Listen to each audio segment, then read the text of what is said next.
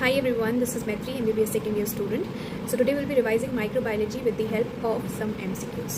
तो स्टार्ट करते हैं. सबसे पहला MCQ है कि pleomorphic gram negative bacilli seen in CSF sample.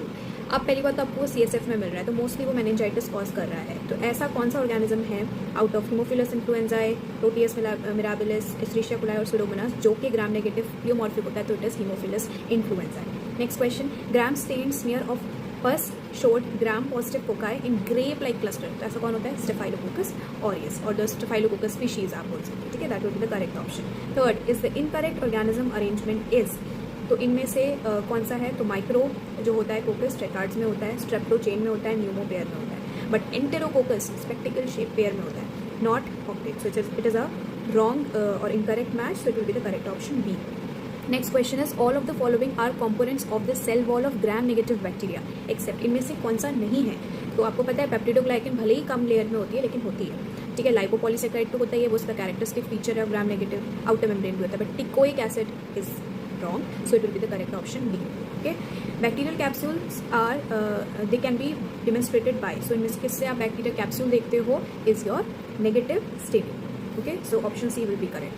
Then methods to detect bacterial motility are all except. इनमें से कौन सा मेथड यूज नहीं होता बैक्टीरियल मोटिलिटी के लिए? तो आपको पता है hanging draw, face, contrast, semi solid सब होते हैं. ठीक है, एक्सेप्ट फॉर निग्रोजन और स्टेन, क्योंकि ये तो आपका बेसिकली कैप्सूल डेमोन्स्ट्रेशन के लिए होता है, not for motility.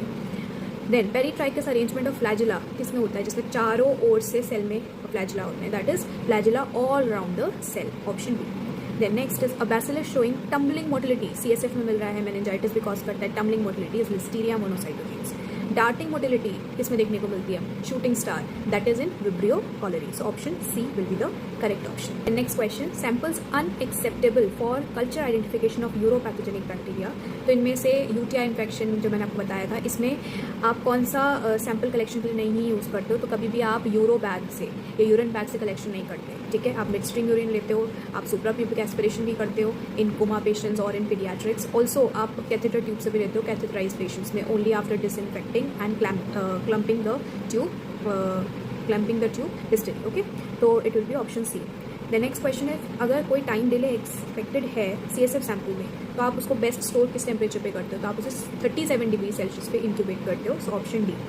A child with meningitis is being investigated. तो आपको अगर कैप्सुलेटेड बैक्टीरिया दिख रहा है तो आप उसकी capsule again nigrosin state, that is option B.